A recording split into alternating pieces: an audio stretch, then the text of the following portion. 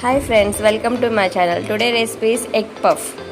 Add 1 cup of maida, 1 tablespoon of salt, 1 tablespoon of sugar. కొంచెం hot water add చేసుకుంటూ పిండి మొత్తాన్ని కొంచెం గట్టిగా అయ్యేలాగా కలుపుకోవాలి.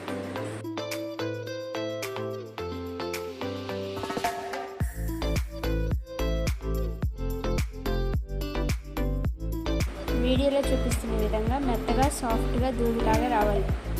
స్టఫింగ్కి కావాల్సిన ingredients: chilli, carrot, potato, onion, అల్లం వెల్లుల్లి పేస్ట్. పొటాటోని బాయిల్ చేసి స్మాష్ చేయండి.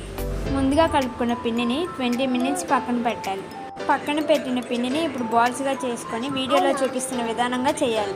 ఒక బాల్కి 8 పఫ్లు వస్తాయి.